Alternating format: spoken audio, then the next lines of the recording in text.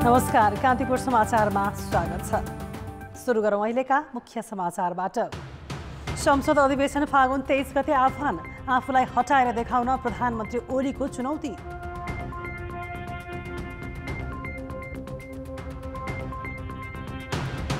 दाहाल नेपाल खेमा संसद बैठकमा प्रतिपक्षी बेन्चमा बस्ने, नेपाल भन्छन् ओली निर्दलीय प्रधानमन्त्री, संसदले चाँडै नयाँ सरकार दिने दाहालको दाबी।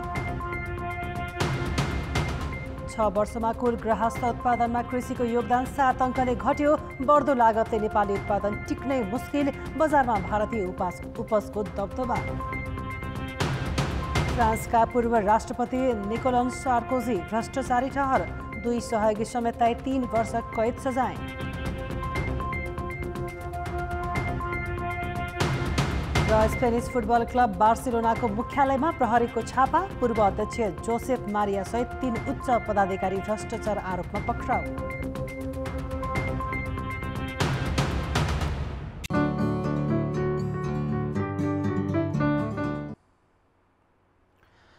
राष्ट्रपति विद्यादेवी भण्डारीले प्रतिनिधि सभाको अधिवेशन फागुन 23 गतेका लागि आह्वान गरेकी छिन्।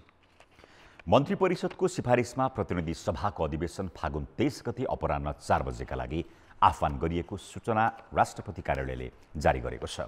मन्त्री परिषदले आजै अधिवेशन आह्वानको सिफारिस शीतल निवासमा पठाएको थियो। सर्वोच्च अदालतले फागुन 11 गते प्रतिनिधि सभा विघटनको निर्णयलाई असंवैधानिक ठहरसहित 13 दिनभित्र अधिवेशन बोलाउन आदेश दिएको थियो। सर्वोच्चको त्यही आदेश अनुसार अधिवेशन आह्वान गरिएको हो। प्रधानमन्त्री केपी शर्मा ओलीले संसदीय दलको नेताबाट आफूलाई हटाउन दाहाल नेपाल समूहलाई चुनौती दिएका छन्। पोखरामा आयोजित आफ्नो समूहको गण्डकी प्रदेश स्तरीय कार्यकर्ता भेला तथा प्रशिक्षण कार्यक्रमलाई सम्बोधन गर्दै प्रधानमन्त्री ओलीले विधि र प्रक्रियाबाट आफूलाई संसदीय दलबाट हटाउन दाहाल नेपाल समूहलाई चुनौती दिएका हुन्। प्रधानमन्त्री हटाउने विधि पद्धति प्रक्रिया थाहा पाउनु पनि कस्तो रहेछ उहाँहरू, प्रजातन्त्र कस्तो रहेछ उहाँहरूको, प्रजातान्त्रिक अभ्यास कस्तो रहेछ उहाँको। अविश्वास प्रस्ताव राखेर हटाउन पाउनुहुन्छ नि उहाँहरूले, हटाउनुहोस् न अविश्वास प्रस्ताव राखेर, त्यो बाटो नजाने गलत त्यहाँ। प्रधानमन्त्री ओलीले पार्टी एकीकरण गर्दादेखि नै दाहाल नेपाल समूहमा पार्टी कब्जा गरेर पार्टी बिगार्ने, देश बिगार्ने र आन्दोलनलाई ध्वस्त पार्ने उद्देश्य लुकेको प्रश्न भएको बताए।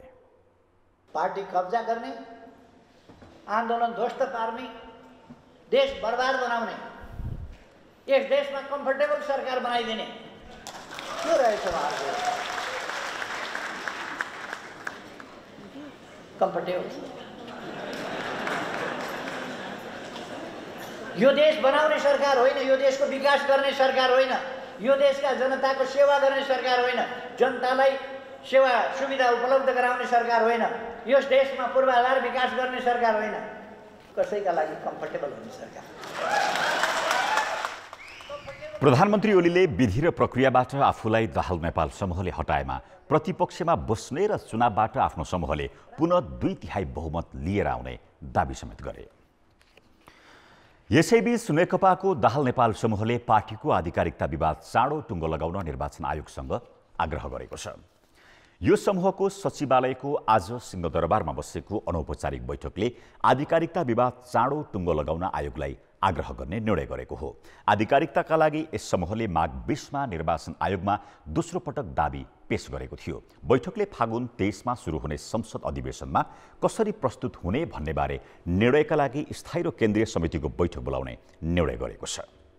पार्टीको स्थायी कमिटी र केन्द्रीय कमिटीको बैठक छिटै बोलाउने निर्णय गरेको छ र साथसाथै निर्वाचन आयोगले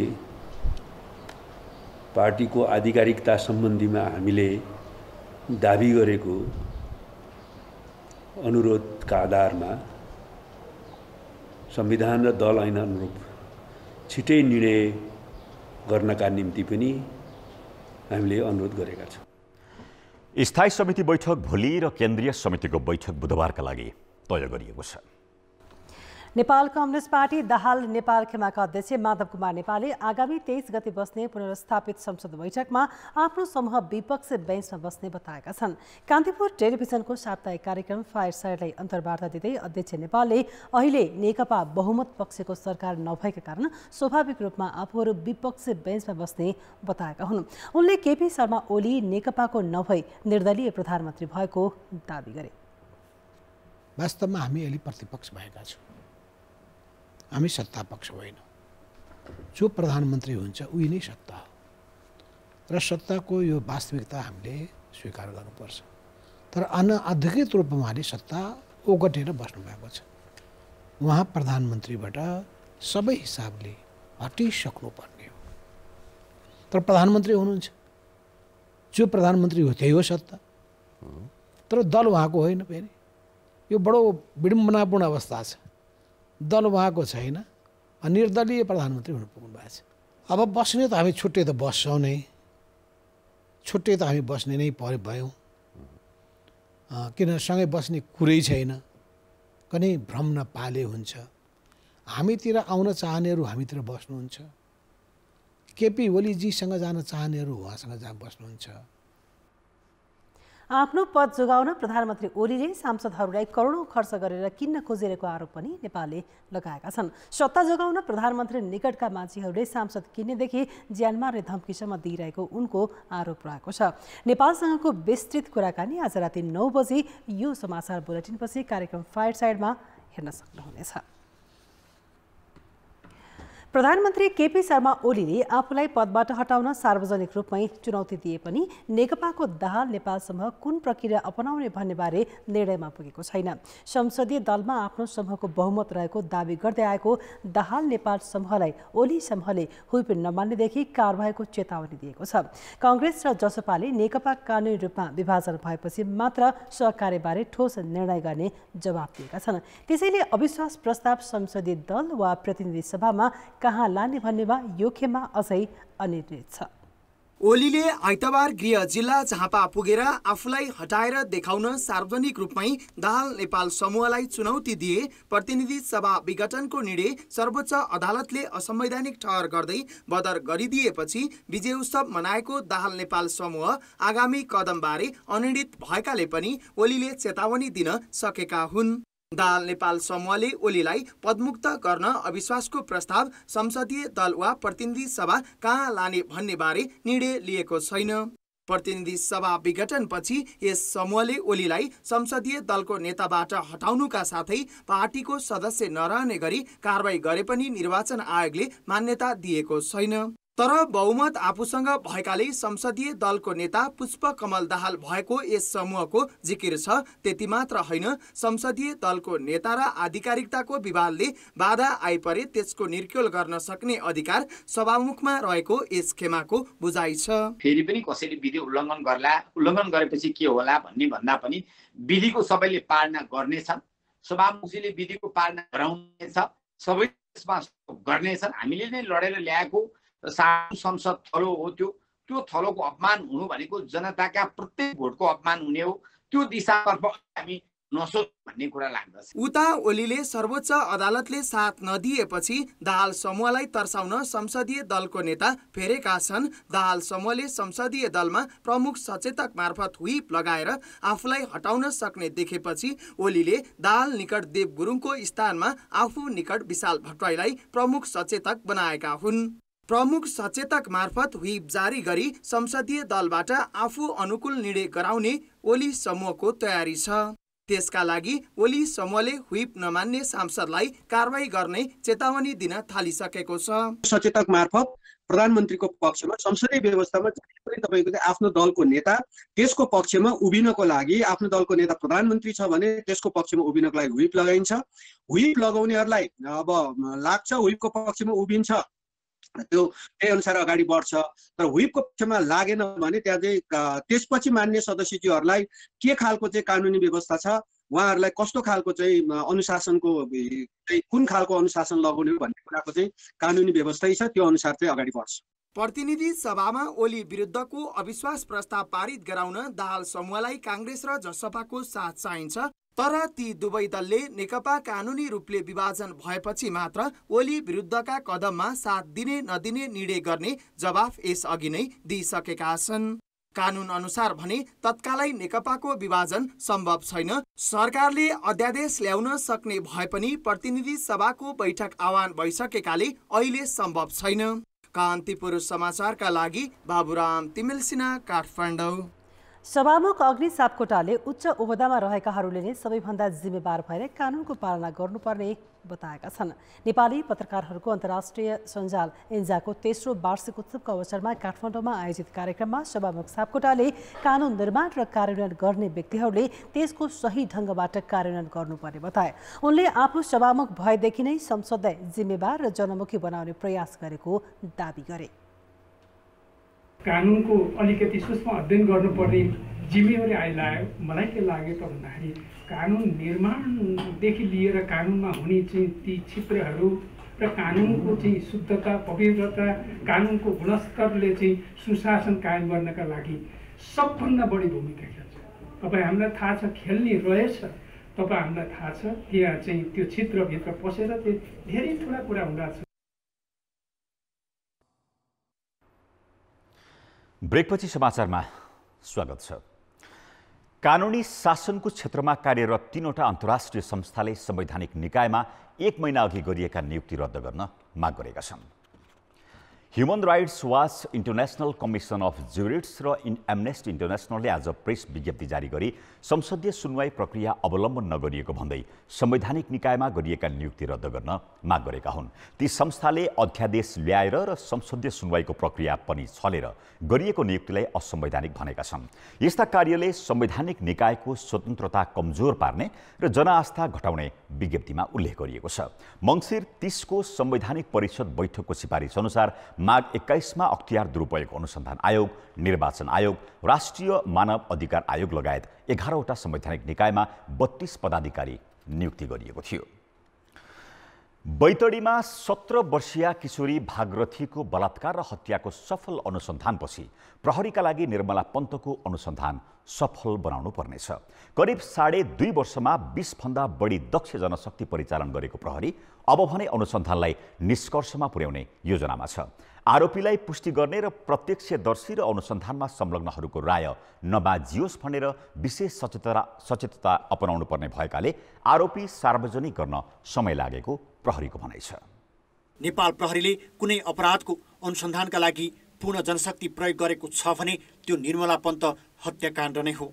जति सफल अनुसन्धान गरे पनि कञ्चनपुरमा करिब 2.5 वर्ष अघि भएको घटना प्रहरीका लागि गलपासो बनेको छ।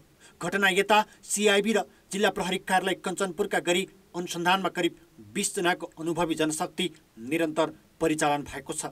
तिनमा करिब 7 जना घटनाको सुरुदेखि नै संलग्न छन्। घटना भएको 25औं दिनमै सार्वजनिक भएका दिलीप सिंह बिष्टलाई डिएनए परीक्षण मेल नखाएको भन्दै छोडिएपछि अहिलेसम्म अनुसन्धानमा संलग्न अधिकृतहरू सबैको एउटै रायसहित आरोपीसम्म पुग्ने योजनामा प्रहरी छ।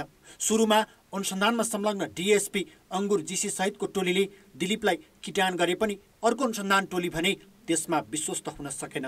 पछिल्लो समय निर्मला पन्तको घटना भएको समयमा घटनास्थलबाट हिँडेका 6 जनालाई नजिक राखेर अनुसन्धान अगाडि बढाएको छ। तर ती मध्ये घटना गराउने को हो भन्ने प्रमाणित गर्न सक्ने प्रत्यक्षदर्शी जरुरी देखिएको छ। घटना हुनु अघि र पछिका परिस्थितिलाई जोडेर आरोपी प्रमाणित गर्नुपर्नेछ। त्यसका लागि प्रहरी मुख्यालयले अहिलेसम्म अनुसन्धानमा संलग्न सबै अधिकृतलाई एकै ठाउँमा राखेर दोषीसँग जोडिएका तथ्य भिडाएर हेरिरहेको छ। देखाउने पुष्टि हुने खालका चाहिँ तथ्यहरू देखिन्छन्, जान्ने साक्षीहरू, परिस्थितिजन्य अन्य प्रमाणहरू, त्यसमा चाहिँ हामीले गरेका टेक्निकल इन्भेस्टिगेसन लामो समय गरेका छौँ। त्यो टेक्निकल इन्भेस्टिगेसनमा पाइएका तथ्यहरू, यी सबै तथ्यहरूलाई चाहिँ पुष्टि हुने आधार सिर्जना गरेर अनि हामी यसको निष्कर्षमा पुग्छौँ। निर्मला पन्तको चिनजानकै र नजिकै व्यक्तिबाटै हत्या भएको र घटनास्थल पनि उखुबारी नै हो भन्नेमा अनुसन्धानमा संलग्न लगभग सबै एकमत छन्। दिउँसो 2 देखि पौने 3 बजेसम्ममा हत्या भएको देखिएको छ। त्यो समयमा करिब 6 जना व्यक्ति घटनास्थलबाट हिँडेका छन्, जो 18 देखि 25 वर्ष उमेरभित्रका छन्। अब डिएनएबाट कसैलाई प्रमाणित गर्ने अवस्था नरहेको भनेर राष्ट्रिय मानवाधिकार आयोगले नै बताइसकेको छ। घटनास्थलमा कापी भिजेको छैन, चप्पल साइकलमै झुन्डिएको हुनु, 25 रुपियाँको चटपटे बेचेको र त्यो खाने व्यक्ति नभेटिनु लगायतका तथ्य जोडेर प्रहरी अनुसन्धान गर्दैछ। अहिले शङ्काको घेरामा रहेका अधिकांशमाथि 80% यी सबै आधार मिले पनि अनुसन्धान अधिकृतको राय नबाजियोस् भन्नेमा सचेतता अपनाउँदै ढिला भएको प्रहरीको भनाइ छ। अधिकारीहरूले तथ्यगत रूपमा पुष्टि गरेका कुराहरू बाँधिने सम्भावना हुँदैन। आफूलाई लागेका कुराहरू केही प्रस्तुत गर्नु व्यक्तिको आफ्नो कुरो भयो, तर तथ्यगत रूपमा चाहिँ पुष्टि गरेका कुराहरू बाँधिने अवस्था रहँदैन र बाँधिनु पनि हुँदैन। गलत अनुसन्धान गरेको भन्दै कारबाहीमा परेका सबै अधिकृत बहाल भइसकेका छन्। समयमा अनुसन्धानले सही बाटो लिएकाले भागरथी हत्याको सफल अनुसन्धान गर्ने प्रहरीले यसपटक दाग मेटाउन सक्छ कि सक्दैन हेर्न बाँकी नै छ। कान्तिपुर समाचारका लागि रमेश धमला, काठमाडौँ।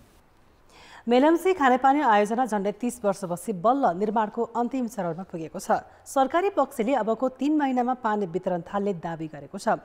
के आगामी 3 महिनामै काठमाडौँका बासिन्दाले मेलम्चीको पानी खान पाउलान् त? बढ्दो जनसङ्ख्या र अव्यवस्थित सहरीकरणले काकाकुल जस्तै बनेको काठमाडौँले मेलम्चीको पानीको प्रतीक्षा गरेको 3 दशक पुग्दैछ। तर अहिलेसम्म आश्वासन बाहेक केही हात लागेको छैन।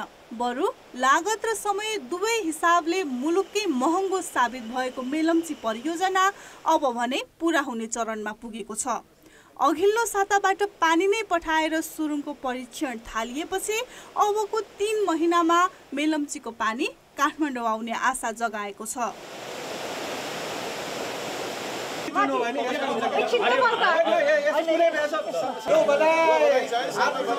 अधिकांश काम पूरा भएको र अघिल्लो पटक सुरुङको प्राविधिक परीक्षणले निम्त्याएको त्रुटि सच्याएर पुनः परीक्षण गरिएकाले अब पानी आउने आशा जगाएको हो। तर काठमाडौँमा वितरण प्रणाली निर्माण पूरा नभएकाले अपेक्षा गरेकै समयमा पानी आउन र सहज वितरण गर्न उत्तिकै चुनौती छ। पक्षीय क्षति छ नि, यो चाहिँ हामीले 5-7 वर्ष पहिलादेखि नै यो पाइप लाइनहरू विस्तार गरेका हौँ। यहाँ अब काठमाडौँ उपत्यकाभित्र विभिन्न किसिमका विकासका कर्ताहरू अब सक्रिय छन्।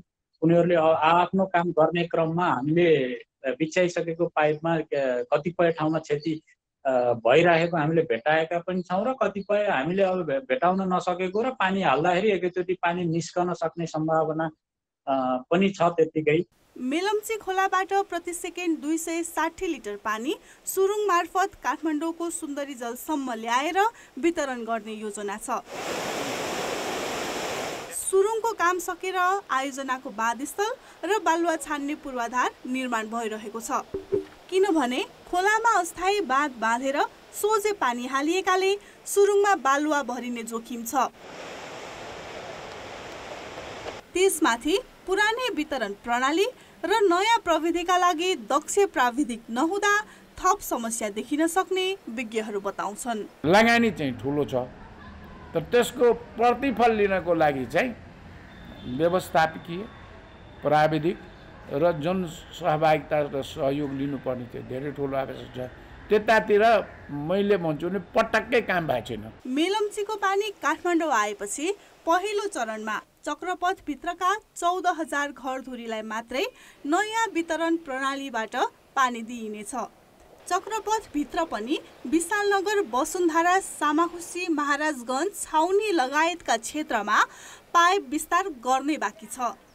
यी सबै काम सम्पन्न गर्न अर्को 1 वर्ष लाग्ने र बिछ्याइएका पाइपमा पनि परीक्षण नै नगरी पानी वितरण गर्दा चुहाट र ढल मिसावटको जोखिम हुनेछ। त्यसैले मेलम्चीबाट काठमाडौँसम्म पानी आइपुग्न र आएको पानी वितरण गर्न अझै केही समय पर्खिनु पर्ने देखिन्छ। कान्तिपुर समाचारका लागि क्यामेरामा मुरारी घिम्रेका साथ अञ्जना लामिछाने र सृजना बास्तोलाको रिपोर्ट।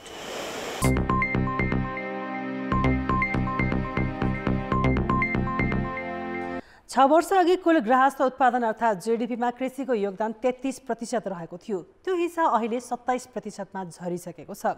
लागतको तुलनामा लाभ पाउन नसकेर खेती किसानीमा आकर्षण घटेको असर उत्पादनमा परेको हो।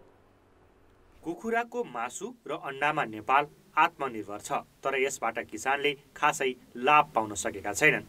साना किसानले त व्यवसायबाटै पलायन हुनुपर्ने अवस्था छ। लागत अनुसार लाभ नपाउनु यसको मुख्य कारण हो। एउटा अण्डा उत्पादनमा किसानको 10 रुपैयाँ खर्च हुन्छ, तर किसानले अहिले लागत मूल्यमा नै बेच्नु परिरहेको छ। 1.5 महिना अघिसम्म प्रति गोटा 12 रुपैयाँ मूल्य पाएका किसानलाई अहिले व्यापारीले 10 रुपैयाँ दिन पनि आनाकानी गर्न थालेका छन्, जबकि उपभोक्ताले भने प्रति अण्डाका लागि 15 रुपैयाँ तिर्नुपर्छ, अर्थात् बिचौलियाले बिना लगानी 5 रुपैयाँ खाइरहेका छन्। कुखुराको मासुमा पनि यही हो अवस्था।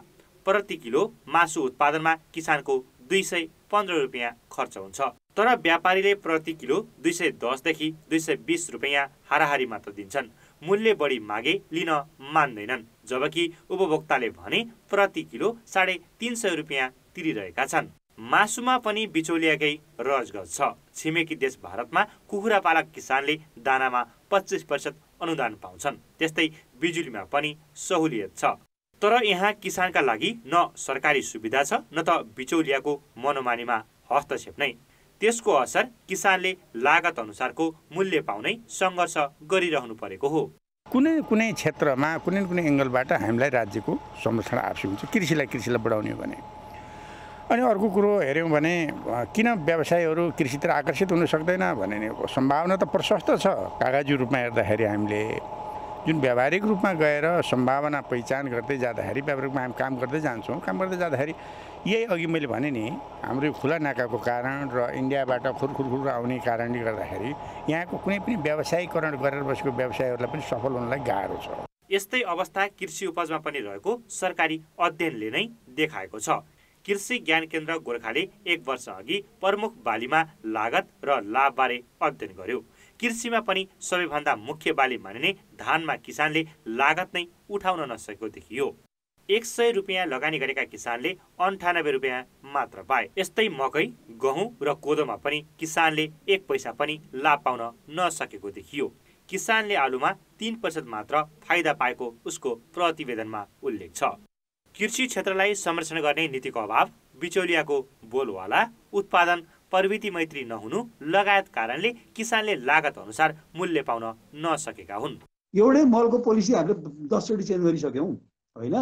कहिले प्राइभेटलाई भनेका छौँ, कहिले हामी भनेका छौँ, कहिले के भनेका छौँ, त्यो व्यवस्था गर्न सकेका छैनौँ। त्यस कारणले इन्डियाको किसानलाई दिएको सुविधासँग त हामीले धेरै कुराहरू कम्पेयर गर्न मिल्दैन होइन। उहाँहरूले धेरै कुराहरू सुविधा पाउनु भएको छ, अहिले पनि पाउनु भएको छ, र हाम्रो केसमा पनि सुविधा छैन भन्नु चाहिँ मिल्दैन। तर हाम्रो समस्या चाहिँ कहाँनिर छ भने हामीले उत्पादन क्षेत्रहरूलाई एकीकृत गरेर पूर्वाधारका कुराहरू राम्रोसँग जोड्न सकेका छैनौँ कि अहिले पनि। लागत अनुसार मूल्य नपाएकै कारण कृषिबाट पलायन हुने क्रम बढ्दो छ। एकातिर मुनाफाको सुनिश्चितता छैन भने अर्कातिर स्वदेशभित्रै भारतीय उत्पादनसँग प्रतिस्पर्धा गर्नुपर्ने बाध्यता छ। तर किसानको यो पीडामा सरकारको ध्यानै छैन। कान्तिपुर समाचारका लागि भैरहवाबाट भुवन पाण्डेका साथ सुदिल पोखरेल, काठमाडौँ। शेयर बजारमा 100 अङ्कको गिरावटपछि आज सुधार आएको छ। बजार मापन गर्ने नेप्से परिसूचक 40.6 अङ्कले बढेको छ। आज 13 वटै समूहले परिसूचक बढाएर 2515 अङ्कमा पुर्याएका हुन्। परिसूचक बिहीबार र आइतबार 2 दिनमा 125 अङ्कले घटेको थियो। आज व्यापार समूहको परिसूचक सबैभन्दा धेरै 3.3% बढेको छ। यस्तै होटल र पर्यटन समूहको 2.7, जीवन बिमा समूहको 2.1, वित्त समूहको 2 तथा लघुवित्त समूहको परिसूचक 1.9% बढेको छ। यस्तै बैंक समूहको परिसूचक 1.5% बढेको छ। बजारमा आज 5 अर्ब 69 करोड 23 लाख रुपियाँको सेयर किनबेच भएको छ।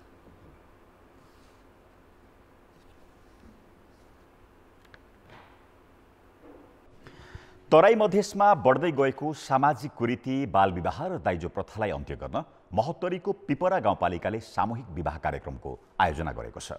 वैवाहिक कार्यक्रममा 7 जोडी युवा युवतीको सामूहिक विवाह भएको हो। तराईमा ज्वरो गाडेर बसेको दाइजो प्रथालाई न्यूनीकरण गर्न महोत्तरीको पिपरा गाउँपालिकामा कन्यादान योजना अन्तर्गत 7 जोडी बेहुला बेहुलीको सामूहिक विवाह भएको हो। यस प्रकारको सामूहिक वैवाहिक कार्यक्रमबाट गरिब विपन्न र दलित परिवारलाई दाइजो जस्तो कुप्रथाबाट राहत मिलेको छ। डीजे बजा से बच गेलिए, यानी खान पीन सबसे बच गेलिए, सब चीज से हर एक से बच गेलिए। गरीब आदमी छी, पकड़ छोटो बेटी हो बेटा नहीं हो, तब ओइसे हमरा कथि चाहिए, बहुते खुशी भल बदलना। बियाह भेला से हमरा सबके लेल बहुत अच्छा बुझाइया। ऐसे की होइ छै, लोग के बेटी भारी भ गेल छै, साफ करा दै छै, बेटी फेंक दै छै, माँ के मार दै छै। तै से बढ़िया जे भेले जे बेटी के पोस पाल के जमान क के बेहुली पक्षले बेहुला खोजेर गाउँपालिकालाई सामूहिक विवाह कार्यक्रममा सहभागी हुने भनेपछि सामाजिक परम्परालाई कायम राख्दै विवाह गर्ने विधि अनुसार यस वैवाहिक कार्यक्रममा युवा युवतीलाई सहभागी गराइयो। सामूहिक विवाहबाट भ्रूण हत्या, बाल विवाह र दाइजो प्रथा जस्ता कुरीतिको अन्त्य हुने विश्वास गरिएको छ। दाइजोको कारणले आफ्नो पढाइलाई रोक्नु पर्ने जुन बाध्यता थियो, गरिब परिवारले ऋण काटेर छोरीको विवाह गरेर वर्षसम्म त्यो ऋणको भार बोक्नु पर्ने जुन बाध्यता थियो, त्यो बाध्यताको केही हदसम्म निर्मूल पार्ने पहिलो सुरुवाती अभियान हो। विवाहमा सहभागी भएका बेहुला बेहुलीलाई गाउँपालिकाले 8 आना सुनको औँठी, मङ्गलसूत्र, भाडाकुडा, 5 सेट कपडा, फर्निचर सहितका सामग्री उपहार स्वरूप दिएको थियो। गाउँपालिकाले सामूहिक विवाह कार्यक्रमका लागि 40 लाख रुपियाँ बजेट विनियोजन गरेको छ। विवाहमा हुने जुन झन्झटिलो खर्चहरू छ त्यसलाई पनि घटाउँछ। अनि भोलिको दिनमा गएर सबै परिवार यो सामूहिक विवाह आयोजनमा गयो भने समाजमा एउटा ठुलो सन्देश जान्छ र दहेजको जुन एकदम विविधि छ, दहेजको मारको कारणले धेरै छोरी चेलीहरूको हत्या पनि भएको घटना धेरै छ। त्यो सबैलाई न्यूनीकरण गर्नको लागि गाउँपालिका अध्यक्ष कन्यादान योजना अन्तर्गत सामूहिक विवाह कार्यक्रम राखेको छ। सामूहिक विवाह पूर्व विवाहका लागि आएका बेहुला बेहुलीलाई सामाजिक परम्परा अनुसार स्वयंवर गराइएको थियो। बेहुलासँगै आएका जन्तीलाई फूलमाला तथा गम्छा ओढाएर सम्मान गरिएको थियो। यसअघि प्रदेश 2 सरकारले गत वर्ष 35 जोडीको सामूहिक विवाह गराएको थियो। कान्तिपुर समाचारका लागि अमरकान्त ठाकुर, पिपरा, महोत्तरी। 2072 सालको भूकम्पले क्षति पुगेका काठमाडौँ उपत्यकाका 10वटा राणाकालीन दरबारमध्ये 4वटाको पुनर्निर्माण यही आर्थिक वर्षमा सक्ने भने पनि अझै 1 वर्ष लाग्ने भएको छ। राष्ट्रिय पुनर्निर्माण प्राधिकरणले कोरोना महामारी, बजेट अभाव लगायतका कारण देखाई ढिलाइ भएको बताएको छ। यसबाहेक 3वटा दरबार प्रबलीकरण र 3वटा पुरै भत्काएर नयाँ बनाउने भनिएको छ। तर तिनको काम कहिले सकिन्छ भन्ने यकिन भने छैन। भूकम्पका कारण क्षति पुगेका उपत्यकाका राणाकालीन दरबारहरू सिंह दरबार, बबर महल, केशर महल र बाल मन्दिर यति बेला उठ्ने तर्खरमा छन्। तर यही वर्षभित्र सक्ने भनिएका यी 4वटै दरबार पुनर्निर्माणको काम अझै 1 वर्ष लम्बिने भएको छ। राणा शासकहरूले युरोपेली शैलीमा निर्माण गरेका र प्रजातन्त्रको उदयसँगै राष्ट्रियकरण भएका यी ऐतिहासिक दरबार पुरानै स्वरूपमा पुनर्निर्माण गरिँदैछ। मुलुककै प्रमुख प्रशासनिक केन्द्र सिंहदरबार पुनर्निर्माणको काम अन्तिम चरणमा छ। 117 वर्ष अघि चन्द्रशमशेरले बनाएको यस दरबारका 4 मोहडा मध्ये 3 मोहडाको काम सकिएको छ भने पश्चिम मोहडा सकिन अब 1 वर्ष लाग्नेछ, जसको लागत 1 अर्ब 33 करोड 88 लाख रुपैयाँ अनुमान गरिएको छ। सडक विभाग र महालेखा परीक्षकको कार्यालय रहेको बबर महल पनि भूकम्पले क्षतिग्रस्त बनाएको थियो। चन्द्रशमशेरकै पालामा बनेको यस महललाई पुरानै स्वरूपमा फर्काउन प्रबलीकरण गरिँदैछ। यसको लागत 86 करोड 25 लाख छ। लैनचोरी स्थित केशर महल पनि नभत्काइकनै प्रबलीकरण गरिँदैछ, जसको लागत 59.5 करोड पर्ने भएको छ। बजेट अभाव र महामारीका कारण यो वर्ष काम नसकिने भएको प्राधिकरणले जनाएको छ। 7-8 महिना 8-9 महिना जतिको समय चाहिँ हाम्रो यतिकै व्यतीत हुने स्थिति पनि सिर्जना भयो। हामीले चाहेअनुसार काम गर्न सक्ने स्थिति भएन। त्यस्तै गरेर विगतमा एउटा राजनीतिक अस्थिरताको कुराको प्रभाव पनि चाहिँ प्राधिकरणमा पर्यो। अनि त्यसको साथसाथै हाम्रो चाहिँ एउटा भौगोलिक जटिलताको अवस्थाहरू, जुन खालको अवस्था छ, वित्तीय स्रोतको व्यवस्थापन गर्दै जानुपर्ने अवस्था जुन हामीलाई चाहिँ रह्यो। भूकम्पले ध्वस्त पारेको बाल मन्दिर पनि 52.5 करोड लागतमा प्रबलीकरण गरिँदैछ, जुन अन्तिम चरणमा पुगेको छ। त्यस्तै शीतल निवास निर्वाचन आयोग रहेको बहादुर भवन पनि प्रबलीकरण गर्ने योजना छ। यस्ता ऐतिहासिक महत्त्वका धरोहर पुनर्निर्माण गर्दा नभत्काई पुरानै स्वरूपमा निर्माण हुनुपर्ने सम्पदाविद बताउँछन्। धेरैको आर्गुमेन्ट चाहिँ के भइरहेको थियो भने भत्काएर बनाउने यो धेरै मोटा मोटा पर्खाल छन्, त्यो पनि कम गर्न पाइन्छ। तर त्यस्तो गरेर चाहिँ कुनै भवन बनाउनु चाहिँ कुनै त्यसको कुनै भनौँ न युजफुलनेस नै रहँदैन, किनभने त्यो न सम्पदाको संरक्षण भयो न एउटा भवनको भनौँ न उसको चाहिँ प्रयोगको हिसाबमा नै त्यो उपयुक्त हुने भयो। त्यसकारण हामीले सिंहदरबार गर्दाखेरि भनौँ अहिले हामीले हेर्दाखेरि भनौँ जसरी भयो धेरै चाहिँ भत्किए, त्यो भत्किनु नहुने हो, भत्काउनु नपर्ने हो। जस्तो राष्ट्र ब्याङ्क जस्तो पनि भत्काएर गर्नेहरू गरियो, सिंहमहल त्यसरी भत्काइयो। यिनीहरू चाहिँ नि एकदमै महत्त्वपूर्ण भवनहरू हुन्। भूकम्पले क्षति पुर्याएका राणाकालीन दरबार मध्ये पुल्चोकको हरिहर भवन, थापाथलीको श्रीमहल र बालुवाटार स्थित राष्ट्र बैङ्क रहेको भवन भने प्रबलीकरण गर्न नमिल्ने भएकाले भत्काएर पुरानै शैलीमा बनाइने भएको छ। कान्तिपुर समाचारका लागि क्यामेरामा रूप कोइराला र विकास जोशीका साथ अञ्जना लामिछाने, काठमाडौँ। अब जनताको आवाज। हामीले सिन्धुपाल्चोकमा सोधेका छौँ, सांसदको मर्यादा कायम राख्न सांसदकी राजनीतिक दल को बढी जिम्मेवार बन्नुपर्छ? जनताको आवाज। स्वयं आफू पनि जिम्मेवार हुनु पर्यो, तर दल पनि आफू स्वयं जिम्मेवारी भएर भूमिका निर्वाह गर्यो भने सांसद किनबेच नहोला। सबैभन्दा पहिला सांसदभन्दा राजनीतिक दल जिम्मेवार हुनुपर्दछ, त्यो पनि सांसद बनाउने बेलामा। हामी जनताको मत दिएर जित्नु भएको राम्रो भएको सांसदहरू चाहिँ कसैको किनबेचमा लाग्नु भएन। अनि हाम्रो जनताको मतको सम्मान गर्नुपर्छ। सांसदहरू आफै सुरक्षित हुनु पर्यो, आफ्नो नैतिकता चाहिँ उनीहरू आफैले विचार गर्नु पर्यो। सांसदलाई जिताउने क्रममा राजनीतिक दलहरूको भूमिका रहे तापनि सांसदहरूले पनि राष्ट्रिय हितलाई ध्यान दिँदै सांसदहरू बढी जिम्मेवार हुँदाखेरि पनि धेरै राम्रो हुनुपर्छ। व्यक्तिगत रूपमा सांसद आफै जिम्मेवारी हुनुपर्छ र राजनीतिक दल पनि साथै नियम कानुनसहित यस्तो किसिमको किनबेचमा लाग्नु हुँदैन भने नेतृत्व पङ्क्तिले नियम कानुन बनाएर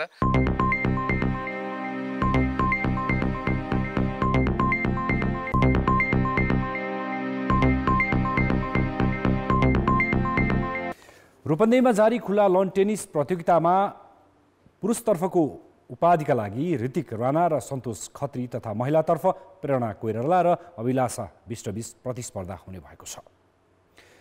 पुरुष एकलको सेमिफाइनलमा ऋतिक राणाले प्रणव खनाललाई 9-7 र 6-4 को सेटमा पराजित गर्दै फाइनलमा प्रवेश गरे। अर्को सेमिफाइनलमा सन्तोष खत्रीले निशान श्रेष्ठलाई 6-2, 4-6 र 7-4 को सेटमा पराजित गर्दै फाइनलमा स्थान बनाए। यस्तै महिला एकलको सेमिफाइनलमा प्रेरणा कोइरालाले सलोनी तामाङलाई 6-1 र 6-2ले हराइन् भने अभिलाषा विष्टले मायाङ्क राणालाई 6-4 र 6-4 को सोझेस्टमा पराजित गर्दै फाइनलमा स्थान बनाइन्।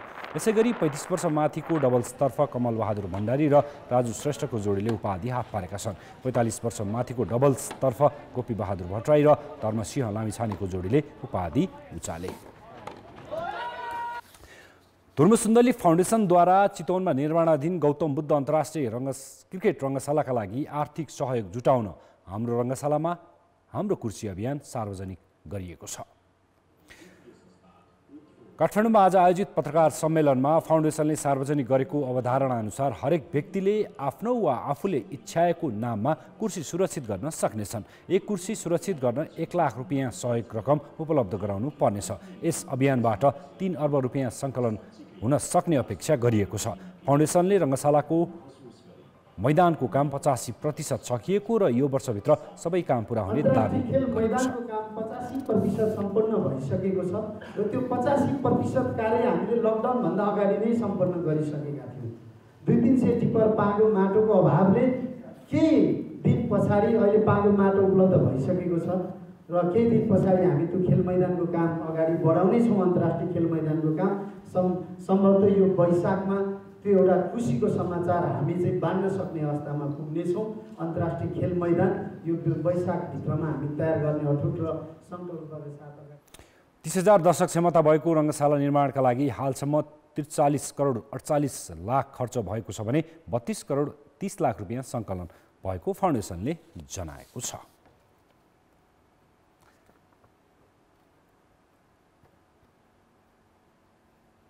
कान्तिपुर खेलकुद समाचार अहिलेलाई यति नै। धन्यवाद रोशन। अब मौसम सम्बन्धी जानकारी।